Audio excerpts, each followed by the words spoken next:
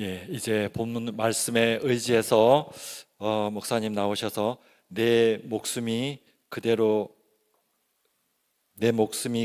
인해 보존되리라 라는 제목으로 하나님 말씀 선포해 주실 때 우리에게 큰 은혜가 있기를 원합니다. 이 시간 목사님 나오시겠습니다. 우리 큰 목소리로 한번 할렐루야 합시다. 할렐루야. 아멘. 아멘. 우리 영적인 전쟁도 기싸움이거든요. 근데 이제 일주일 동안 바쁘게 또 몸이 좀 안 좋으셨던 분들 힘들게, 그리고 직장 생활 하시는 분들 스트레스 받고 사업하시는 분들 잘 안 풀리면 많이 움츠러들게 되죠. 주일은 안식일의 의미를 채우는 날입니다. 그래서 여러분들이 오늘 예배를 드릴 때 하나님의 성령의 임재 속에 예배를 드리게 되면 지난 일주일 동안 눌렸던 것들, 묶여있던 것들, 그리고 우리가 하나님의 뜻을 이루기 위해서 나아갈 때 우리 앞에 가로막고 있는 장애물들이 있습니다. 그런데 이런 것들을 돌파하는 게 하나님이 주일에 예배를 드릴 때 먼저는 우리를 회복시켜 주시고 우리의 환경을 회복시켜 주십니다. 저는 오늘 예배를 통해서 여러분들이 먼저 여러분들의 심령 속에 쌓여 있는 그런 어떤 죄의 짐들, 그리고 여러분들의 발목을 붙잡고 있는 그런 쓴뿌리들, 이런 것들이 제거될 뿐 아니라 여러분들의 환경 속에서 억누르고 있는 것들, 적들을 쳐부수는 전쟁에 능하신 하나님의 성령의 능력이 여러분들을 자유케 하시기를 주님의 이름으로 축원합니다.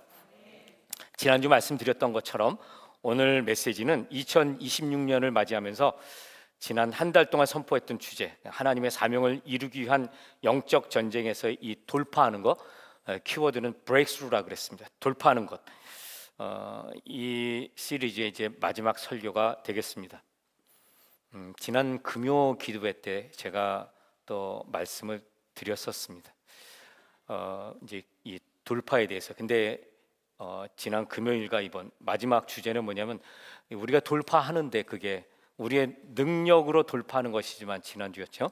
근데 그것은 예배자의 능력입니다. 하나님이 예배를 드릴 때 예배자에게 성령의 기름 부으심을 통해서 그런 놀라운 돌파가 일어나는데, 우리 지난 금요일하고 오늘 이제 말씀드릴 것은 그것보다 한 차원 더 깊은 것이라고 말할 수 있습니다. 그것은 하나님의 은혜로 말미암아 돌파하는 것입니다. 이것은 우리가 예상하지 못하고 우리가 연약함에도 불구하고 일어나는 그런 놀라운 반전의 역사를 일으키는 은혜, 그 능력이 은혜를 통해서 임하는 것입니다.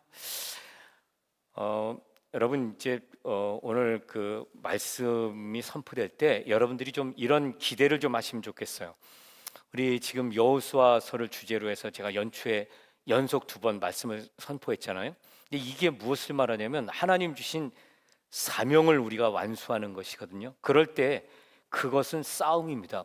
과정이 필요하죠. 목표가 있고 하나님이 그걸 주시겠다고 약속하셨어요. 약속을 우리가 받은 사람들이에요. 그러나 그렇다 그래서 우리 당장 손에 쥐어지는 것도 아니고 우리가 금방 성취하는 것도 아니죠. 거기에는 그만한 그런 시간이 필요하고 인내가 필요하고 과정이 필요합니다. 이런 속에서 우리가 경험하게 될 것이 무엇인가?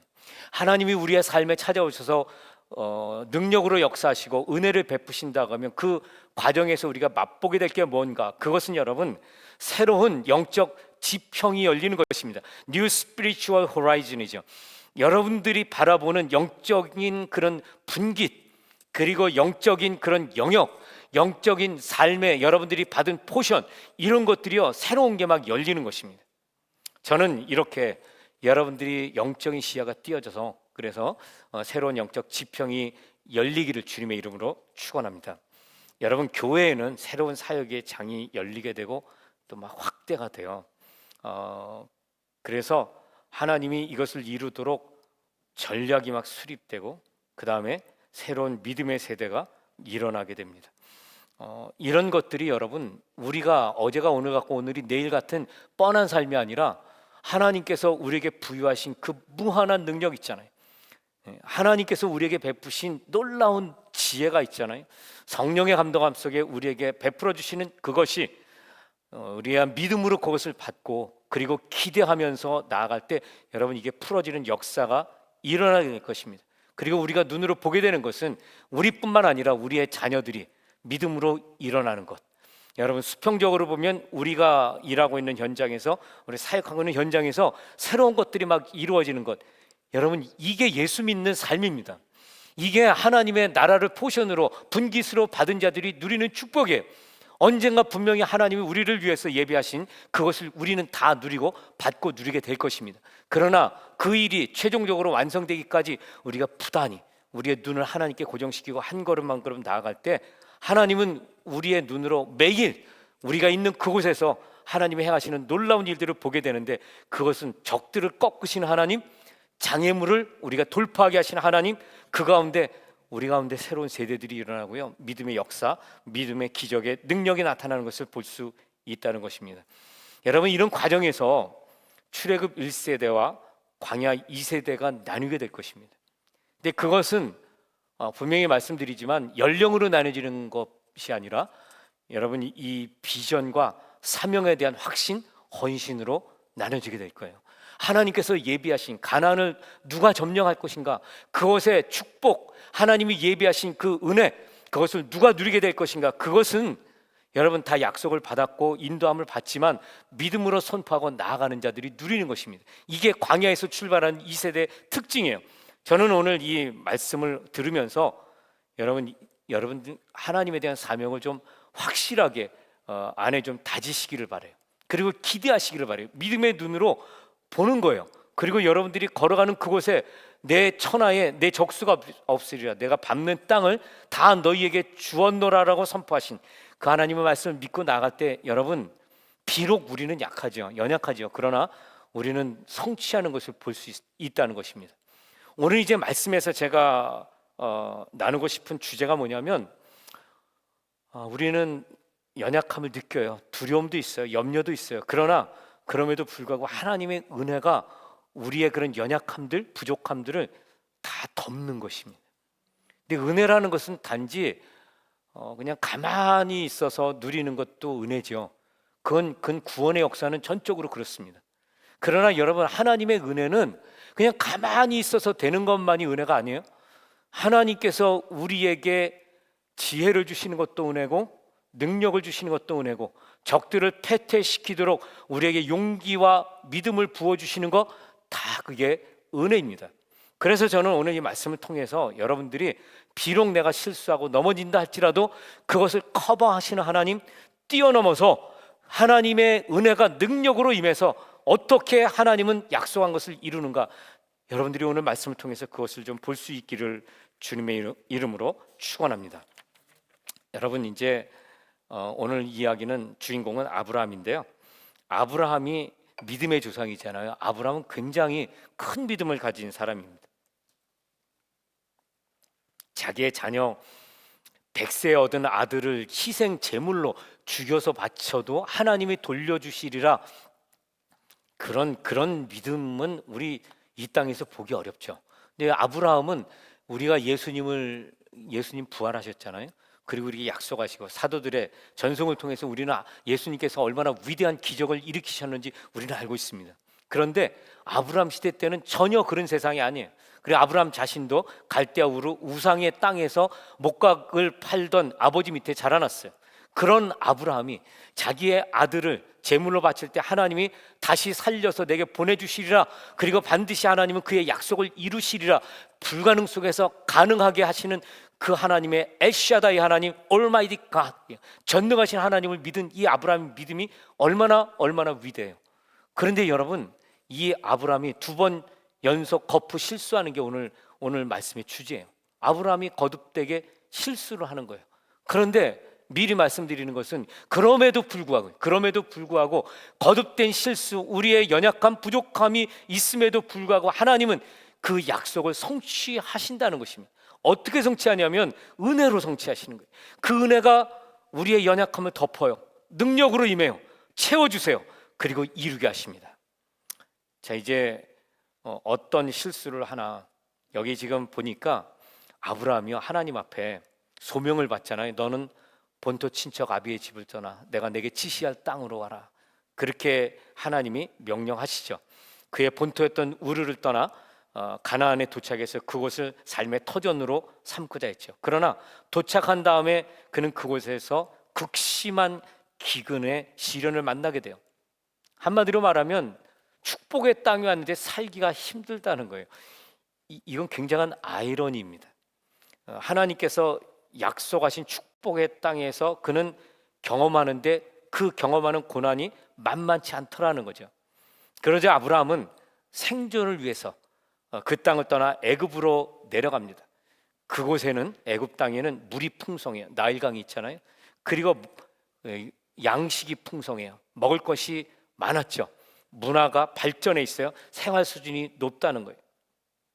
여러분, 그 땅을 향해서 비록 아브라함이 축복의 약속으로 받은 축복의 땅에 왔지만 그곳에 기근이 오게 되자 그러자 그는 애굽으로 떠나게 됩니다. 그런데 아브라함에게 그러면 애굽 땅은 어떤 땅인가? 단순히 문화가 발전하고 그리고 양식이 풍성하고 그리고 그 물이 많은 땅, 보기에 좋은 땅만이 아니라 그 땅은 아브라함에게 생소한 것입니다. 그곳의 사람들은 아브라함에게 적대적인 그런 세력들이 있는 땅이었어요. 그리고 아브라함은 그 땅에서 철저하게 이방인이죠. 그 땅에 살아가는데 익숙하지 않아요. 근데 여러분들이 오늘 이 말씀을 들으면서 여러분 스스로 자신의 자리매김을 좀 하시면 좋겠어요. 내가 지금 살고 있는 이곳은 어떤 땅인가 하는 것이죠. 아브라함이 그 애굽 땅에 가까이 이르렀을 때 아내 사레에게 자신을 너는 나의 누이라고 그렇게 이야기를 해 거짓말을 해서 사람들을 속이도록 요구합니다. 그 이유가 뭐냐면 그 아내 사레가 미모가 굉장히 뛰어나요. 그래서 그 땅의 사람들이 자기를 죽이고 그리고 자신의 아내를 빼앗아 할 것이다 그렇게 생각을 해서 그런 꾀를 부리는 것이죠. 자신의 안전을 위해서 아내에게 거짓말하도록 그렇게 요구한 것입니다. 그런데 여러분, 그의 판단은 옳았어요. 뒤에 14절 15절을 보면 이렇게 기록하고 있어요. 아브라함이 애굽에 이르렀을 때 애굽 사람들이 그 여인의 심히 아리따움을 보았고 바로의 대신들도 그를 보고 바로 앞에 칭찬함으로 그 여인을 바로의 궁으로 취하여 드린지라. 제가 이제 성경을 보면서 아니 도대체 얼마나 예쁘면 남편이 그게 걱정이 돼서 그런 머리를 짜지 않으면 이건 도저히 안 되겠어. 와, 이제 사례를 한번 좀 만나고 싶어요. 이 땅에서 말고요, 천국에서 만나겠죠. 근데 그게 맞잖아요. 그래서 바로의 온 궁에서 그 대신들이 얼마나 예쁜지 막 그냥 소문으로 도는 거예요. 그리고 바로가 그 이야기를 듣고 취합니다. 이제 그래 그 결과 그 대가로 아브라함이 양과 소와 노비와 암수 나귀와 낙타를 얻게 되죠. 일종의 신랑이 신부 측에 지불하는 영어로 그 브라이드 프라이스란 말 있죠. 신부 측에 지불하는 돈과 같은 재물과 같은 것입니다. 우리 그렇게 해서 많은 걸 벌어들이게 됐어요. 근데 우리 이 사건을 보면서 여기서 아브라함의 실수가 뭔가 하는 거예요. 실수가 뭘까요? 아브라함의 판단은 옳았습니다. 그가 예상한 대로 바로가 아내가 예쁘니까 데리고 가죠. 단지 거기서 그 브라이드 프라이스를 지불한 것이죠. 거기까지는 예상을 못했을 거예요. 그러나 그런 위기를 예상했던 건 옳았습니다. 그리고 그 결과 그는 살아남게 되죠. 그의 전략적인 판단은 통했어요. 자, 그렇다면 여기서 무엇이 아브라함의 실수냐 하는 거예요. 우리가 일단 여기서 보면은 힘의 논리로 보면 당연하고 지혜롭다고 말할 수도 있을 것입니다. 그러나 도덕적으로나 또 인격적으로 보면 그 아브라함의 행위는 굉장히 교활한 거죠. 그리고 더러운 거죠. 이게 더티 플레이예요. 자기의 아내를 빼앗길지도 모르는데 그렇게 했다는 건 뭐예요? 내가 힘이 안 되면 난 그냥 가져가도 좋아. 표면상으로는 그런 거죠. 그래서 우리는 이것을 보면서 결국 아브라함이 그렇게 하려고 했던 것은 아니겠지만 그럼에도 불구하고 결국 자신의 목숨을 부지하기 위해서 아내를 팔아 넘겼다. 아브라함은 그런 사람이야 라는 그런 비난에서 결코 자유로울 수가 없죠. 그런데 여러분, 아브라함이 실수로 인한 문제는 그것에 국한되지 않아요. 도덕적인, 인격적인 이런 비열함에 대한 비난에서 자유롭지 않은 것만이 아니죠. 더 큰 문제가 있어요. 영적인 관점으로 보면 하나님께서 아브라함의 후손을 통해서 세상을 구원하시겠다 했던 그 계획이 있잖아요. 아브라함과 다윗과 그 후손의 세계라. 예수 그리스도를 소개할 때 아브라함의 후손으로 오고요. 그것은 누구입니까? 사라를 통해서 오는 것입니다. 그러니까 아브라함의 후손을 통해서 세상을 구원하시고자 했던 그 하나님의 계획이 처음부터 어그러지게 될 위기, 이게 큰 문제였다는 거예요. 사레가 만약 애굽 왕 바로에 의해서 몸을 더럽히게 되었다면 아브라함의 후손으로 구원자를 보내실 이 하나님의 계획에 얼마나 큰 오점을 남기게 될 것인가 하는 것입니다. 믿음의 조상인 아브라함도 오점이요, 하나님이 계획하셨는데 어그러졌어요. 전능자 하나님이 그런 것들로 인해서 하나님의 전능하심이 도대체 무엇이냐 질문할 수 있죠. 자, 그래서 우리가 이 말씀을 보면서 아브라함의 실수는 그의 인격적인 혹은 그 도덕적으로 비난받는 것, 이런 것만이 아니고 하나님의 영적인 것, 그 한 사람 아브라함을 택해서 구원의 역사를 이루시겠다는 이것이 자칫하면은 이상한 방향으로 흐를 수 있었다는 것입니다. 그 다음에 이제 사레가 더 이상 아브라함의 아내가 아니고 바로의 후궁이 되었다면 이 열국의 어미로, 너는 열국의 어미야, 너를 통해서 많은 그런 하나님의 백성, 하나님의 나라가 세워질 것이야, 하나님 그런 축복의 그 언약의 말씀이 어떻게 이루어졌겠는가 하는 것입니다. 그런데 이런 문제가 일어나게 된 근본적인 이유가 무엇일까? 그것은 전적으로 아브라함이 미숙했기 때문이에요. 영적으로 믿음이 연약하고 영적으로 미숙했기 때문에 그는 이런 실수를 했어요. 이 믿음이 어디서 올까요? 그거는 하나님을 신뢰하는 게 믿음이에요. 신뢰하려면 그를 알아야 돼요. 여러분, 믿음은 아는 데서 오는 것입니다. 그런데 이 아브라함은 아직 그의 영적인 그런 연륜으로 보면 아직 그는 그렇게 이렇게 성숙하지 못했어요. 그의 믿음이 그렇게 크지 못했어요. 하나님은 그런 상황에서 아브라함을 다루신 것입니다. 하나님의 약속을 이루시는 그 하나님의 무한한 능력, 그 하나님의 지혜, 이런 것들을 잘 알지 못했어요. 그 하나님이 얼마나 신실하신지 이런 것을 모르는 거죠. 그러다 보니까 환경이 그의 생존에 위협이 되고 생활에 대한 대책을 세우기 어렵게 되자 그는 미련 없이 그 땅을 버리고 떠났던 것입니다. 하나님을 의지하기보다는 내가 살아야 되겠다 하는 것이죠. 근데 여러분, 내가 살고 보자 했는데 그것이 어떻게 됐어요? 그것이 위기를 가져왔다는 거예요. 오히려 구원은, 하나님이 살려주신 것은 하나님이 은혜로 살려주셨고, 그는 자신의 그런 생각 때문에, 판단 때문에, 그가 행했던 행위 때문에 그는 오히려 모든 것을 잃을 위기에 빠지게 되었다는 거예요. 이제 이런 의미에서 보면 여러분, 이 사건은 전적으로 하나님께서 구원하셨다, 이 은혜를 말하는 것이죠. 자, 그럼 하나님의 은혜가 어떻게 임하는지를 한번 봅시다. 하나님의 은혜는, 첫 번째, 하나님의 은혜는 성도의 생명과 안전을 보호하는 것으로 나타납니다. 우리가 오늘 이 땅에서 오늘 하루 살아내는 것, 하나님이 공급하셔서 우리가 먹고 있고 쓰는 것, 여러분, 이게 다 하나님이 은혜로 주시는 것입니다. 여러분들이 이런 것들을, 내가 그래 열심히 일했지, 내가 그래도 운동도 해서 건강을 유지했지, 내가 그래도 네트워킹 잘해서 사람들이 나를 돕고, 그리고 내가 영향력이 있지. 여러분, 우리는 보통 생각할 때 하나님께 감사한다 그래도 하면서 나를 생각합니다. 내가 한 일, 내가 앞으로 행해야 될 일들을 늘 생각하는 게 우리 인간이에요. 그런데 오늘 하나님은 분명하게 말씀을 하세요.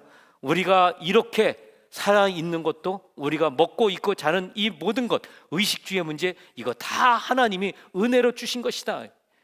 왜 우리가 이것을 인정하지 않으면 안 되는가 하면, 아브라함의 삶을 보니까 하나님이 보호하셨잖아요.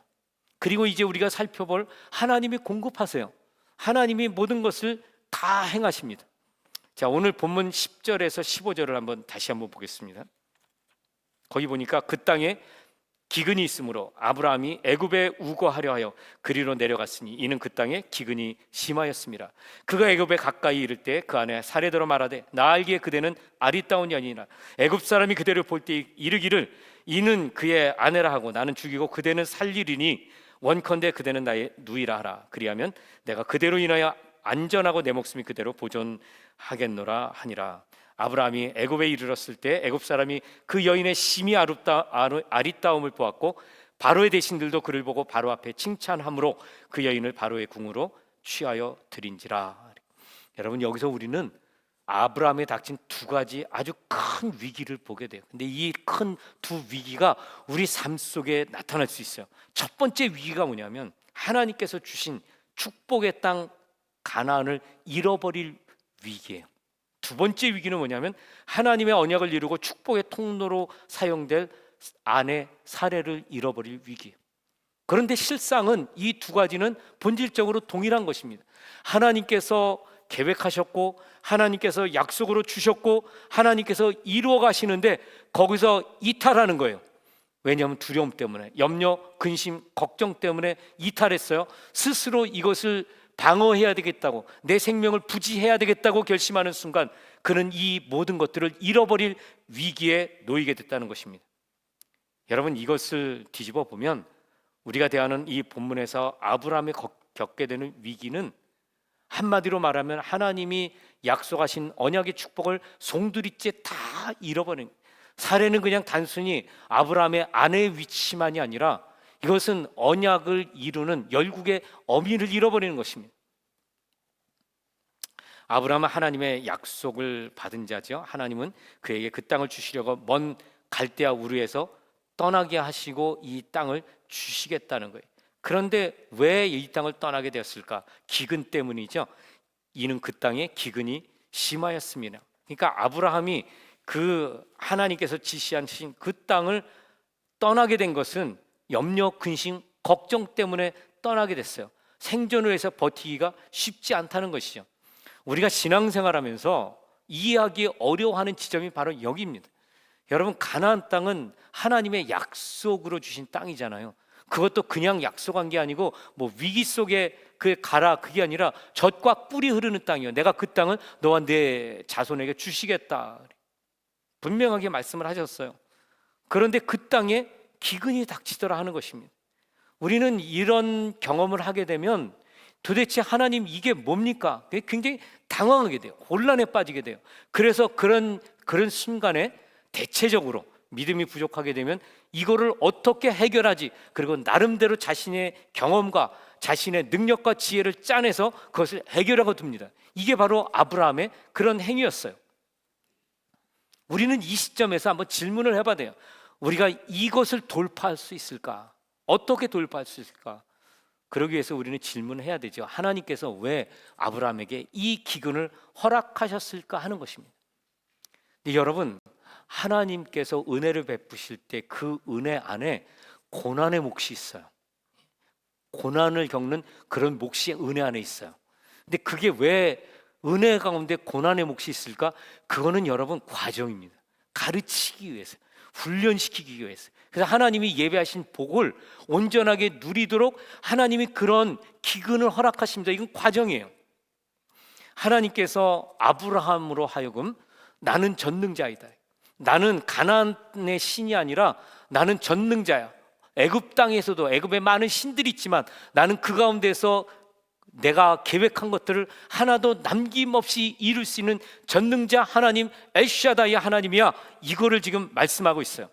이 하나님은 그냥 단순히 네가 이것을 어겼어, 그러니 나도 너를 버릴 거야, 그 하나님이 아니라 그럼에도 불구하고 거듭 그를 용서하고 인도하시는 하나님, 언약에 신실하신 하나님이세요. 여러분, 언약이라는 것은 한 편이 깨면 더 이상 그건 그냥 무효가 되는 거예요. 우리 비즈니스 컨트랙트가 있잖아요. 거기서 갑과 을이 있는데 을이 그걸 어기잖아요. 갑은 냉정합니다. 그것으로 계약의 그거는 그냥 종료예요. 그건 거꾸로도 마찬가지입니다. 그런데 하나님은 언약을 와서 일방적으로 맺으세요. 그러나 그 하나님은 상대방이 그것을 어겼다 할지라도 그럼에도 불구하고 하나님은 결코 놓지 않는 하나님이세요. 이게 언약의 하나님이라는 뜻입니다. 우리가 연약해서 하나님이 약속하신 거, 신약 구약 있잖아요. 하나님의 언약하신 말씀을 우리가 온전히 지키지 못한다 할지라도 그럼에도 불구하고 하나님의 신실하심은 그 모든 것들을 덮고도 남는다는 거예요. 그게 아브라함이 믿음의 조상이긴 하지만 그러나 거듭 실수하는 것을 통해서도 하나님이 그 하나님이신 것을 보여주는 것입니다. 여기 있는 여러분 가운데 약속의 땅을 벗어난 분은 없는지 한번 스스로 살펴보세요. 고난 때문에, 생활에 염려, 근심, 걱정 때문에 하나님께서 내게 주신 그 땅, 그 사명, 그 포션이 있잖아요. 하나님께서 내게 주신 분깃, 이런 것들을 버리고, 그리고 내가 스스로 내 생업을 유지하기 위해서, 내가 스스로 방어하기 위해서, 그래도 먹고 살아야 되니까, 그래도 내가 견뎌야 되니까, 그래도 내가 어떻게 자녀들을 돌봐야 되니까 내가 이 모든 것들을 뒤로 하고 일단 내가 살고 봐야 되겠다. 여러분, 이 멘탈리티가 지금 아브라함의 이런 생각이에요. 근데 이렇게 떠날 때 여러분, 그것이 오히려 여러분들을 살리는 게 아니에요. 만약에 여러분들이 그런 염려, 근심, 걱정 속에서 하나님의 나라를 찾고자 하는, 하나님의 나라를 세우고자 하는 이런 마음들이 식어졌다면 오늘 이 말씀을 통해서 다시 한번 분명하게 깨달으시기를 바라요. 여러분, 그건 절대로 살아가는 방법이 아니에요. 오히려 그것으로 인해 아브라함은 모든 걸 다 잃어버리게 돼요. 자, 근데 위기가 이렇게 이제 아브라함이 열심히 내가 한번 해봐야 되겠다. 내가 애국 가서, 그래서 내가 거기서 사람들을 또 사귀고, 그리고 장사를 해서, 혹은 다른 어떤 일들을 해서 내가 살아남아야 되겠다. 이런 것들로 대책을 세우는데, 여러분, 그것으로 위기가 그치지 않죠. 11절 이하에 보면은 기근으로 인한 것만이 아니라 애굽 왕 바로가 사례를 후궁으로 삼으려고 한 것 같아요. 정실부인은 아닌 것 같아요. 그런데 사례가 아브라함의 누이라는 말을 듣고 아브라함을 찾아 보내죠. 그래서 많은 재물을 주고, 그리고 사례를 왕궁으로 데려가요. 아브라함의 입장에서 볼 때 이것은 땅을 잃어버리는 것보다 더 큰 것일 수 있어요. 함께 하나님의 나라를 유업으로 얻을 자, 그것은 후손에 대한 모든 것들이 포기되는 거예요. 이런 하나님의 언약의 축복의 통로를 이 지금 아브라함이 잃어버리게 된 것이죠. 아브라함은 생존을 위해서 가나안 땅을 떠났지만 살아남기 위해 사례를 자신의 누이라고 거짓말하게 한 것 때문에 이 아브라함은 땅도 잃어버리고, 그리고 언약의 축복의 통로도 잃어버리게 되었다는 거예요. 잔꾀죠. 그런데 여기서 여러분, 위대한 반전이 일어나요. 17절 한번 보세요. 거기 17절 보면 여호와께서 아브라함과 사레의 연고로 바로와 그 집에 큰 재앙을 내리셨기 때문에 바로가 사레를 아브라함에게 돌려준, 이것이 기록되어 있어요. 여러분, 여기 이 큰 재앙이 뭘까요? 근데 설명을 안 하고 있어요.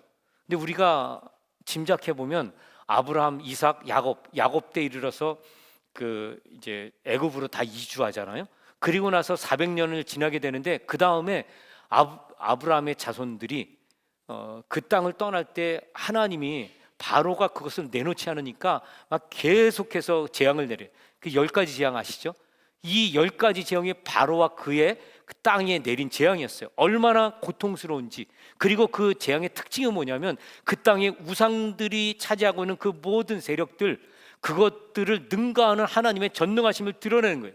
그래서 그만큼 고통스럽고 그 재앙의 범위는 광범위했어요.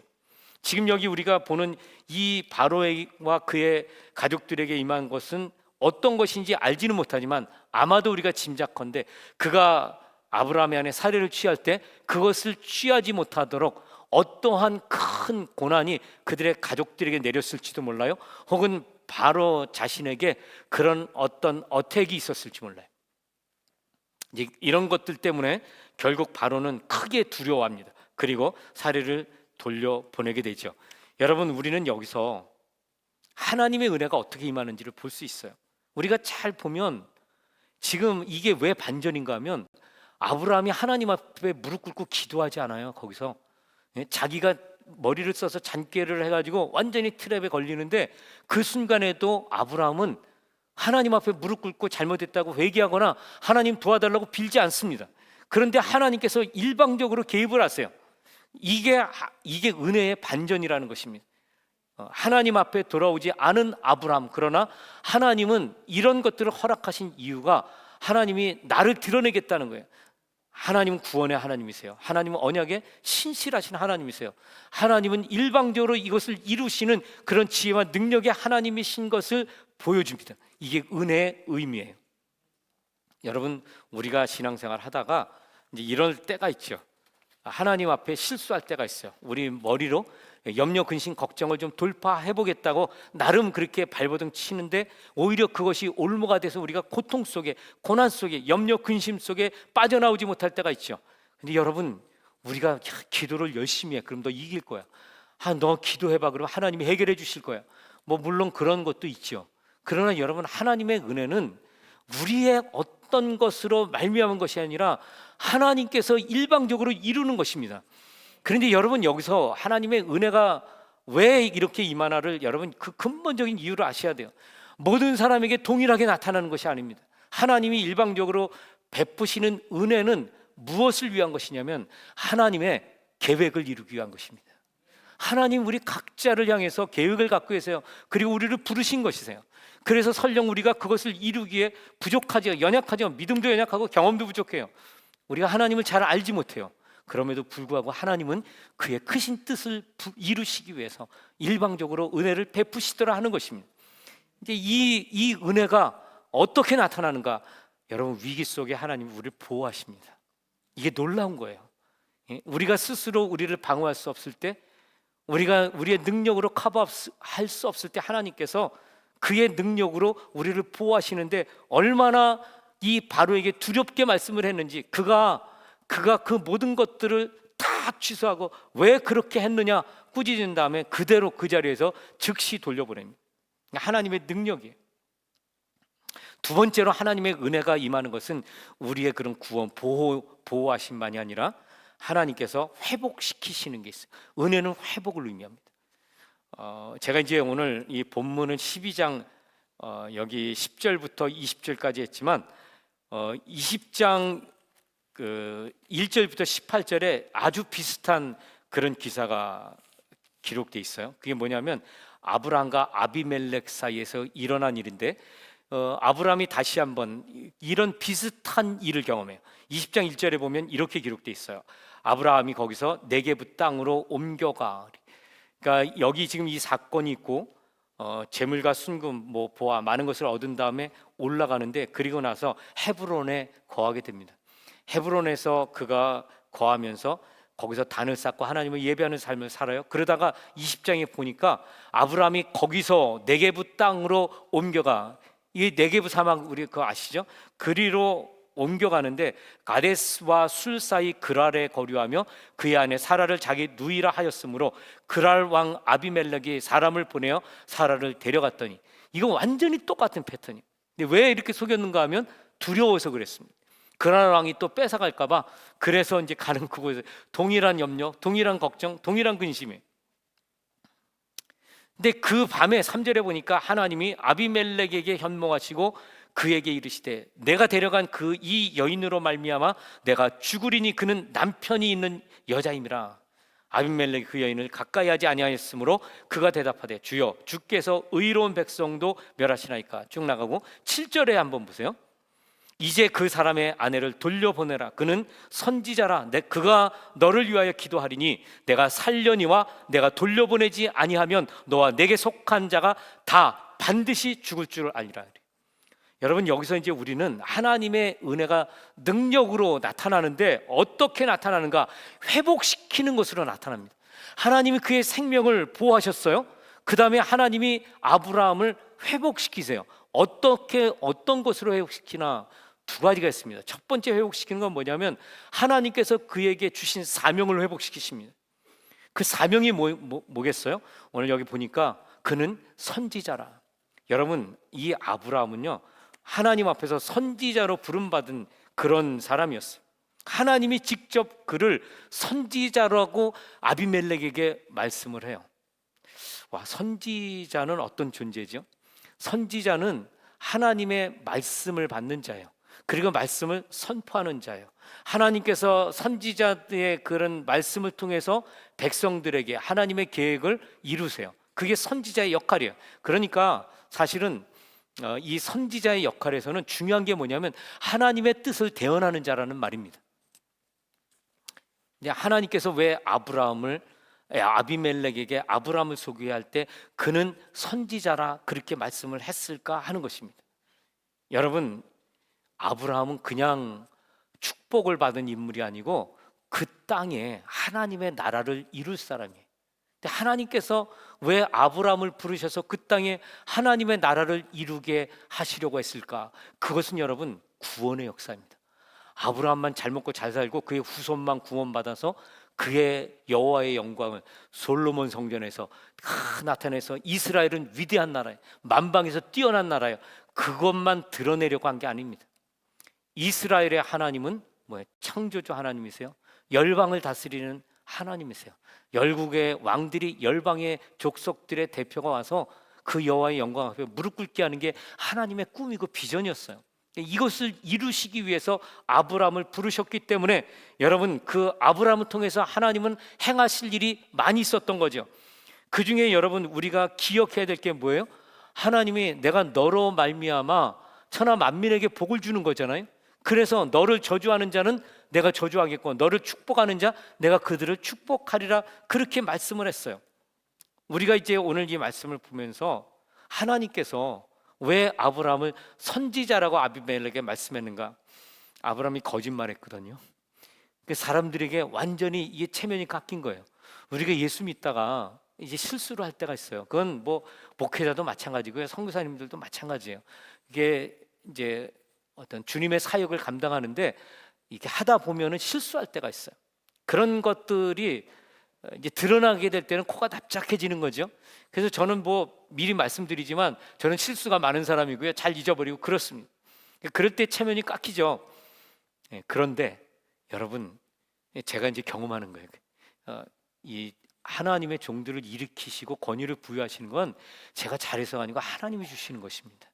하나님이 보호하시고 하나님이 인도하시고 하나님이 해결하시고 하나님이 그 위에 세우시니까 이게 하는 거지. 여러분, 제가 여러분들 앞에 무슨 완전함을 보이겠습니까? 그냥 끊임없이 실수하죠. 그래서 그런 걸 보면은 아주 고소하고 통쾌해하는 그런 분들이 이 안에도 계십니다. 근데 제가는 그런 걸 볼 때마다 그러려니 합니다.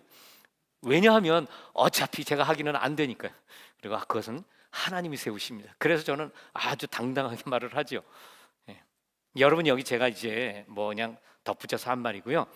여기 지금 하나님께서 왜 그를 선지자라고 그렇게 말씀하셨나? 이것은 아비멜렉에게 잘 모셔, 이런 의미가 있지만 근본적으로 지금 하나님께서 아브라함을 세우시는 것입니다. 야, 아브라함아, 너 먹고 사는 거 힘들어서 여기까지 도망왔지?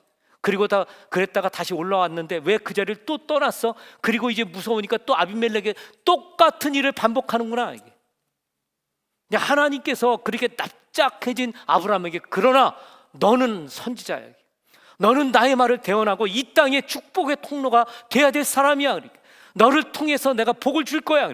그래서 하나님께서요, 그를 선지자로 확증시켜주는 게 있습니다. 그게 뭐냐면, 네가 아비멜렉을 축복하면, 왜 태가 다쳤잖아요. 거기 아비멜렉이 저주받은 게 그의 아비멜렉에 속한 여인들의 태가 다 다쳤어요. 그건 뭐냐면 그 부족이, 그 왕국이 멸절된다는 걸 말해요. 한 세대만 가면 끝나잖아요. 그러니까 그렇게 저주받은 그들이 누구로 말미암아 복을 누리게 되느냐? 아브라함 때문입니다. 지금 아브라함의 위기는 단순히 그가 먹을 것 없는데 여기 왔다가 이거 아내까지 뺏기는구나, 그것이 아니라 하나님의 계획이 무너지는 거예요. 하나님은 그를 통해서 하나님의 위대한 나라를 세우시고 그걸 통해서, 아브라함을 통해서 복을 만민에게 주시기를 원했어요. 그는 축복의 통로예요. 근데 이게 막히게 되었다는 것입니다. 아브라함은요, 선지자입니다. 그를 통해서 하나님 축복하시기를 원하세요.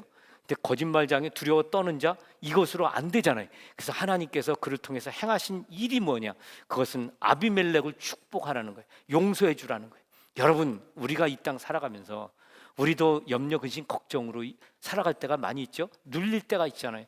다른 사람들에게 체면 깎일 때가 있잖아요. 그런데 여러분들이 어떤 존재인지, 여러분들의 아이덴티티가 무엇인지 생각해 보셨어요? 하나님은 우리를 단순히 이 땅에서 잘 먹고 잘 살라고 부른 존재가 아니라 하나님께서 우리를 축복의 통로로 부르셨어요. 우리를 통해서 이 땅에 하나님의 뜻이 이루어지도록 부르신 것입니다. 이 확고부동한 믿음이 있어야 여러분, 이 땅이 축복의 통로로서의 역할을 감당할 수 있어요. 그런데 이 멘탈리티가 없고 이 믿음이 없으면 우리 살아남기 위해서 거짓말 쉽게 할 수 있어요. 사람들 치팅할 수 있어요. 우리도 근심 걱정 속에서 다른 사람들에게 빌붙을 수 있습니다. 우리는 그런 존재가 아니라는 거예요. 여러분들은 위대한 하나님의 로얄 프리스트우드입니다. 왕 같은 제사장들이 택하신 족속이에요. 여러분들은 거룩한 나라예요. 하나님의 부르심을 받은 하나님의 종들이에요. 우리는 모두가 다 이 땅의 구원의 통로이고 그리고 축복의 통로가 되는 사람들이에요. 그러니까 우리가 축복할 때 하나님이 그들을 축복하세요. 우리가 저주하면 그들은 저주 당합니다. 구원의 소망이 없어요. 이게 교회의 권세입니다. 음부의 권세가 이기지 못한다는 것은 아무리 세상이 죄로 인해서 저주를 당한다 할지라도, 그러나 여러분, 우리는 하늘의 문을 열 수 있는 권세가 있다는 것입니다. 저는 여러분들이 오늘 이 자리에서 하나님의 은혜가 임할 때 그 은혜가 임하는 것이 어떤 것을 의미하는지를 분명하게 깨닫기를 원해요. 그것은 회복입니다. 하나님의 나라를 유업으로 받는 상속자로서의 지위를 회복받는 것입니다. 하나님의 말씀을 깨닫고 그 말씀을 선포할 때 여러분, 기적은 일어납니다. 놀라운 역사예요. 근데 여러분, 이게 다 죄로 묶여 있어 갖고 근심 걱정으로 묶여 있어서, 그래서 맨날 세미나해요? 맨날 카운트해요? 숫자 카운트해요? 여러분, 이제 여러분들의 믿음을 테스트 받을 때가 왔습니다. 이제 드디어. 사실은 저도 그래요. 제가 2달 동안을 교회를 비워본 적이 없어요. 제가 최장으로 딱 한 달. 이건 제 평생의 기간. 제가 목회하는 전체를 통틀어서 2달 비운 적이 없어요. 저도 그래서 어떻게 될 것인가 이제 막 그런 생각이 있어요. 그런데 시간이 지날수록 기대가 되는 게 더 많아요. 여러분들의 믿음을 스스로 테스트하십시오. 예. 여러분들이 뭐 저에게 잘 보이려고 물론 신앙생활한 건 아니죠. 그런데 이제 다음 주 예배를 드릴 때 이거 뭐 목사도 없고 뭐 이거 좀 썰렁한 것 같고, 여러분 이르면 여러분 오늘 여기 보는 아브라함, 이거 꽝입니다. 꽝. 하나님께서 이 교회를 통해서 혹은 여러분들을 통해서 여러분들의 가정과 여러분들의 자녀와 그리고 여러분들의 일터, 직장, 사업장, 이것들을 통해서 영광 받으시기를 원하는 그 포션이 얼마나 놀랍고 큰지 알 수 없습니다. 이게 우리의 영의 눈이 띄어서 그걸 볼 수 있어야 돼요. 그래야 기근이 닥쳐도 하나도 두려워하지 않습니다. 여러분, 올해의 영국 땅의 그런 경제적인 위기, 여러분들이 뭐 잘 알고 있든 모르고 있든 간에 상관없어요. 고정적으로 월급 받는 분들은 조금 상대적으로 덜 하겠죠. 그러나 여러분, 이 땅의 그런 이코노믹 크라이시스는 반드시 더 깊어질 거예요. 근데 우리가 그런 시대에, 그런 시기에 살고 있는데, 그게 과연 우리가 이 축복의 땅, 약속을 받은 이 땅에서 하나님의 나라 영광을 위해 우리가 힘쓰고 애쓰는 것을 포기하고 우리 생존을 위해서 그 모든 것들을 뒤로 해야 될 그런 상황인가 하는 것입니다. 이 2달의 기간 동안 여러분들이 스스로 일어나십시오. 그리고 예배 자리에서 담대하게 선포하십시오. 여러분들은 선지자입니다. 여러분들은 왕입니다. 여러분들은 제사장이에요. 이게 하나님이 우리에게 주신 아이덴티티예요. 그래서 우리가 이 땅을 축복할 때 하나님을 축복하세요. 여러분 일어나서 혹은 여러분들이 기도하실 때 여러분들의 자녀를 예수 그리스도의 이름으로 축복하신 적이 얼마나 됩니까? 여러분들 이웃을 향해서 그들이 구원받기로 해서 기도한 것이 얼마나 돼요? 여러분들이 이 교회에서 예배가 풍성하고 성령의 임재 가운데 우리의 영이 회복되고 한 주를 또 살아갈 힘을 얻도록 나만이 아니라 우리의 그 사랑하는 교우들, 우리 형제 자매들을 위해서 정말 확신을 가지고 기도한 거 얼마나 됩니까? 근데 여러분, 이게 멘탈리티고 믿음이에요. 여러분들이 그런 나의 그런 존재감 혹은 아이덴티티가 확실하면 이건 그냥 나오게 돼 있습니다. 축복하게 돼 있어요. 야곱이 바로 앞에 서서 내 살아간 날이 137세예요.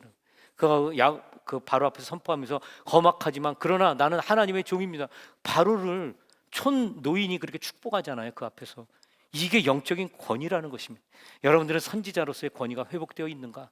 과연 왕 같은 제사장으로 이런 권위가 회복되어 있는가 하는 것입니다. 마지막 한 가지 더요. 은혜는 이렇게 우리의 아이덴티티를 회복시켜 주세요. 우리가 거듭 실패했음에도 불구하고 하나님 버리지 않으십니다. 은혜로 덮어주세요. 근데 이 덮어줌 속에 또 한 가지 중요한 게 있어요. 그게 뭐냐면 하나님께서 우리를 축복하신다는 거예요. 그래서 여러분, 은혜도 축복으로 말미암아 온다는 것을, 축복은 은혜로 말미암아 온다는 것을 기억하십시오. 여기 지금 오늘 이제 12장 우리가 20절인데 제가 이거 할 때 길면은 포인트를 잊어버릴까 봐 제가 본문을 가급적 적게 하는데 13장 1절 2절 보세요. 이게 원래 오늘 들어가는데요. 거의 13장 1절 2절 보면 아브라함이 애굽에서 그와 그의 아내와 모든 소유와 롯과 함께 네겝으로 올라가니 아브라함에게 가축과 은과 금이 풍부하였더라. 이렇게 돼 있어요. 아브라함에게 가축과 은과 금이 풍부하였더라. 이럴 때 여러분 뭐가 좀 나와야 돼요? 네. 근데 아멘이 안 나오고, 우리 특히 변영기 선교사님 뭘 잘했다고 우리 변영기 선교사님 트레이드 마크예요. 뭘 잘했다고. 아니 그렇잖아요. 아브라함이 뭘 잘했다고. 은과 금, 노비, 막 돈, 이걸 왜 부어주세요? 이거 이해할 수 없는 하나님의 축복 아니에요? 여러분, 이게 은혜라는 걸 여러분 아십니까? 우리 멘탈리티에는 그게 없어요. 여러분들이 막 아멘 아멘 그러지만 내가 잘해야 복 받는다고 생각하죠. 내가 노력해야 얻는다고 생각하죠. 물론 우리 인과 법칙에 그게 있죠. 그러나 여러분, 진정한 축복 있잖아요. 하나님께서 주시는 진짜 축복은 은혜로 오는 것입니다. 우리 손에 수고한 대로 먹는 것 그건 법칙이에요. 그러나 여러분, 우리의 부모를 우리가 노력해서 받았습니까? 우리의 자녀, 그 예쁜 자녀들 우리가 열심히 노력해서 먹이고 살리고, 그런 거 아니죠. 하나님이 그냥 선물로 주신 것입니다. 우리의 앞으로 생에서 하나님이 주신 포션을 누리는 거 다 하나님이 은혜로 주신 것입니다. 그런데 이게 언제 주셨나? 오늘 이 말씀 보고자 하는 건 여기 있어요. 언제 주셨냐면 아무것도 잘한 거 없을 때 주셨어요. 그리고 그것도요, 2번이나 똑같은 실수를 해요. 아니 어쩌면 믿음의 조상 아브라함이 이렇게 멍청할까요? 근데 여러분, 이게 우리 모습이에요. 아브라함의 모습이 우리의 모습이에요. 우리는 아브라함은 2번으로 끝냈잖아요. 그 다음에 없죠? 저는 거듭합니다. 제가 참 부족한 게 많아요. 그래서 어떤 때는 기도할 때 하나님 얼굴 뵐 면목이 없어요. 제가 진짜 미안하게 기도한 때가 많아요. 너무 그런 것 같아요. 제가 저를 볼 때 하나님 다 아시는데, 근데 여러분, 우리의 실상이 그렇다는 거예요. 얼마나 부끄러운지, 뭐 같은 일 또 해서 또 가고 또 하면 또 가고. 근데 이게 왜 그러는 줄 아세요? 안 갈 수가 없잖아요. 우리는 외길 가는 인생이지. 이제 미안해서 도저히 못 가겠다. 그러면 어디 가는 거예요? 주님께 안 가면 지옥 가는 거잖아요. 근데 지옥 갈 수는 없죠. 그래서 그냥 가는 것입니다. 그런데 놀라운 것은 뭐냐면 이 은혜가 정말 놀라운 거는 100번 잘못하고 100번 가도 하나님 100번 받아주십니다. 이게 은혜예요. 여러분, 오늘 제가 간곡하게 여러분들께 말씀드려요. 여러분, 은혜를 누리셔야 돼요. 네? 은혜 자리로 나가셔야 됩니다. 그거는 우리의 환경이요, 굉장히 적대적이고 불리하고 근심, 걱정, 염려의 자리, 거기가 은혜 받는 자리입니다. 올해 한 해 우리가 앞으로 어떻게 전개될지 알 수 없잖아요. 그런데 여러분, 기대하십시오. 하나님의 은혜가 얼마나 능력 있게 우리에게 임할지. 그게 우리 삶의 반전으로, 우리의 눈으로 보고 우리의 귀로 듣는 가운데 이루어지는 것, 그게 오늘 사건입니다. 저는 연초부터 계속 브레이크스루를 말했어요. 이거 그냥 스토리로 듣고 멋있는 구호로 생각하는 분들은 다 꽝입니다. 그거 못 봐요. 그 믿음 갖고는 안 됩니다. 브레이크스루는 뭐냐면 거기에 나를 던져야 돼요. 아무리 기근이 닥쳐도 상관없어. 버티면 되는 거예요. 인생의 지혜가 뭔 줄 아세요? 힘들고 외롭고 지쳤을 때, 내 힘으로 어찌할 수 없을 때는 여러분, 싸우는 거 멈추세요. 그거 끝까지 싸우라는 말 아니에요. 그냥 싸우는 거 다 내려놓고, 그리고 그냥 하나님 얼굴만 보세요. 그리고 버티면 돼요. 하나님 우리를 너무나 잘 아시는 분이라, 힘들고 자차고 상한 심령 가지고 너 열심히 기도하지 않아? 너 왜 그 모양이야? 하나님 그렇게 다그치지 않아요. 아브라함에게 절대로 아브라함은 그렇게 다그치지 않았어요. 하나님 그냥 일방적으로 은혜를 부어주셨어요. 왠 줄 아세요? 아브라함이 너무 어려서 알지를 못해요. 그래서 가르치고, 아비멜렉이 잘못했는데 또 가르치고, 아마 이후에 한 번 더 실수해도 또 가르치셨을 거예요. 그게 아버지의 사랑이에요. 오늘 이제 결론의 말씀을 맺습니다. 여러분, 이 하나님의 압도적인 은혜 앞에 여러분들 내려놓으십시오. 마음을 여세요. 그리고 버티십시오. 아무리 환경이 적대적이고 어려울지라도 버티면 이깁니다. 하나님의 은혜가 여러분들을 일으켜 세울 것입니다. 아멘. 자, 우리 잠시 좀 키보드 좀 반주 좀 해줄래? 예.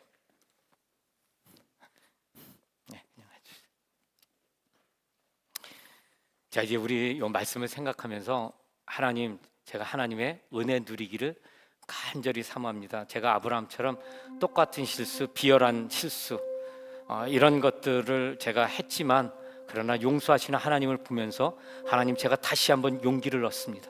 하나님 은혜 베풀어 주셔서 하나님 저를 구원하여 주십시오. 저를 보호하여 주십시오. 저에게 하나님 다시 한번 회복시켜 주시고 하나님 축복하여 주십시오. 저는 자격이 없지만 하나님의 은혜를 인하여 하나님 회복시켜 주실 줄 믿습니다. 우리의 주님 앞에 간절한 마음으로 고백하며 선포하며 기도하겠습니다. 주님